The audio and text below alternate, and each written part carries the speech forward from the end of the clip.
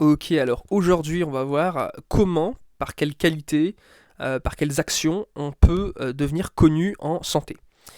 Si tu n'es pas déjà abonné, tu sais que SmartLearn, c'est tous les jours des informations, mes meilleurs déclics, conseils, théories, exercices pratiques pour s'améliorer de près ou de loin en communication pharmaceutique.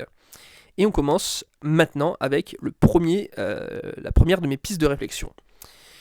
Le vrai verbe qui me vient en tête, c'est fédérer. Fédérer parce que finalement, les professionnels de santé euh, sont, ont avant tout un esprit très corporatiste. C'est ancré dans notre culture.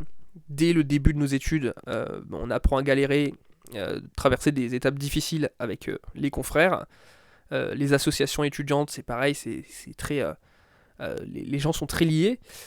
Et il faut vraiment que tu tiennes compte de ça. C'est un peu finalement la loi du tout ou rien.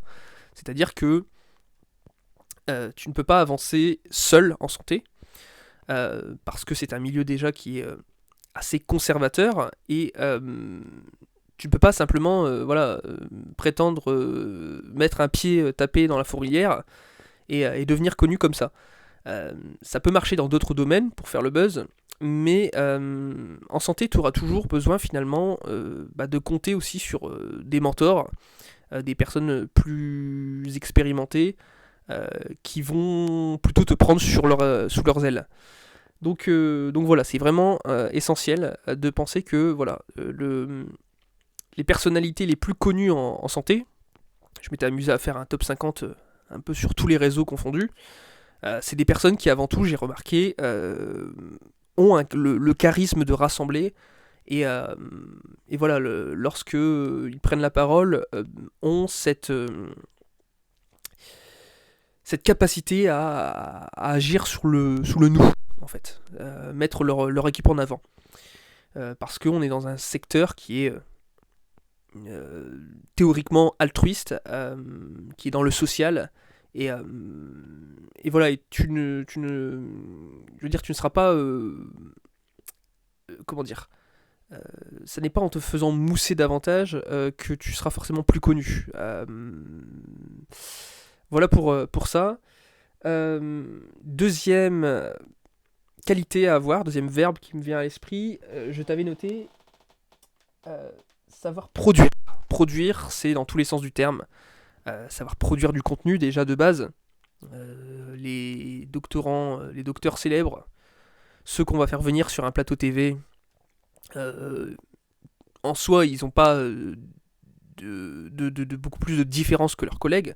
C'est simplement que eux, par exemple, ont écrit un livre, ont produit, je ne sais pas, ils ont créé un groupe de réflexion, etc., etc. Et c'est donc comme ça que eux deviennent légitimes.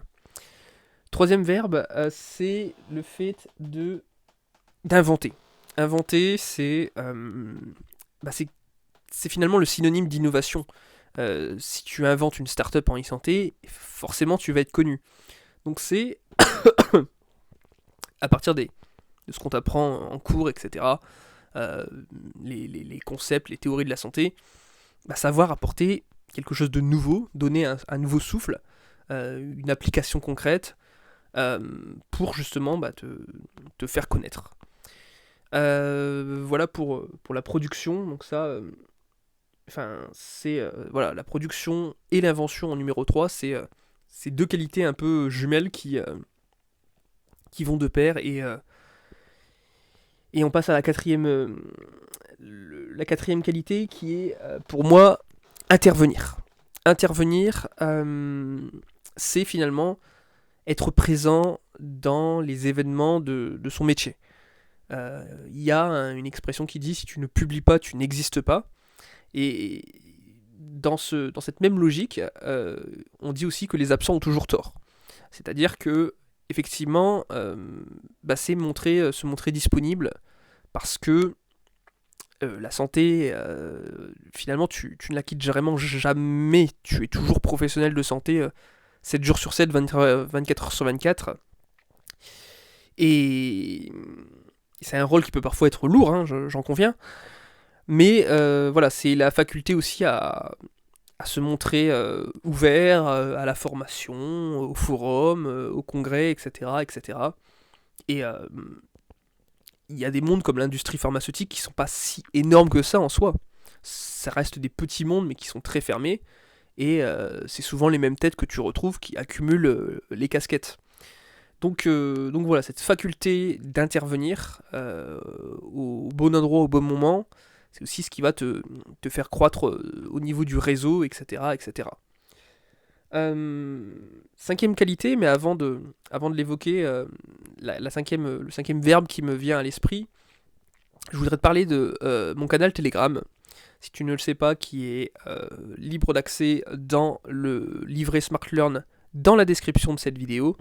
Et tu pourras avoir accès à mes meilleurs plans, conseils de productivité, d'autres surprises, meilleurs partages pour avoir un peu une plus-value. Donc c'est gratuit, c'est simplement le fait de faire partie de mes abonnés les plus fidèles. Et voilà, et tout de suite on revient sur le cinquième verbe, mystère, qui était, je t'avais noté, organiser. Organiser, selon moi, c'est important parce que il y a aussi, on avait parlé de fédérer, quelque chose qui était vraiment purement humain, mais sur le côté logistique, il ne faut pas oublier que les événements de santé sont très très grands, ont beaucoup de monde, et quelqu'un qui organise, quelqu'un qui est à l'initiative de rassemblements, etc., qui permet finalement à tous ces acteurs de santé qui sont très très nombreux, très diversifiés, particulièrement dans l'industrie pharmaceutique où dans la tête des gens, un labo avec un autre labo c'est pareil, alors que c'est pas du tout pareil. Il n'y a pas moins ressemblant qu'un labo qui fait des génériques, qu'un autre qui produit des réactifs, qu'un autre qui fait de la biothérapie ou quoi que ce soit. Donc tu vois bien que finalement tous ces gens, ils n'ont pas le temps.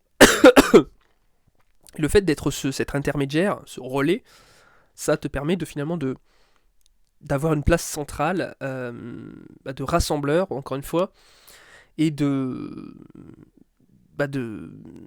booster en fait.